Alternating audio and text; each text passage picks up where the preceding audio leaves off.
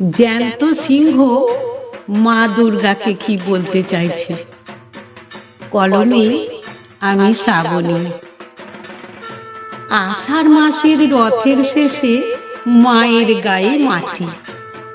মা দুর্গা আসবে আবার, ঢাকে পড়ল কাঠি। মায়ের বাহন সিংহ মশাই, বনের মধ্যে থাকে।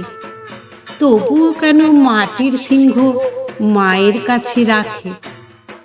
সিংহ ভাবে বনের মধ্যে কাদামাটি গায়ে, মা দুর্গা তাই তো তাকে রাখে নাকো পায়ে। বৃষ্টির জলে ভালোভাবে কাদামাটি ধুয়ে সুন্দর করে সেজে গুজে থাকবে পথে শুয়ে। কেশরগুলো সুন্দর করে শেভিং করতে হবে, লম্বা লম্বা খাড়া খাড়া সমান করে নেবে। বনের রাজা জ্যান্ত সিংহ থাকবে নদীর ধারে, মাটির সিংহ সরিয়ে দিয়ে দখল নিতে যাবে।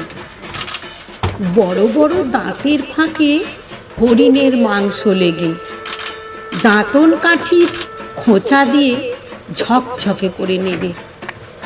ফল মিষ্টি সন্দেশ খেয়ে থাকবে উপবাসী।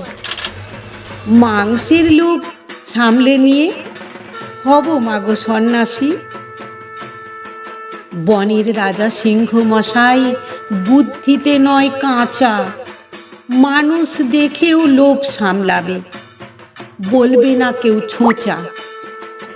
পায়ের থাবার বিরাট নখের থাকবে না আর খোঁচা, সিংহের পিঠে থাকবে শুধু আলতা পায়ের বোঝা, মায়ের পায়ের বোঝা। সিংহর আবেদন।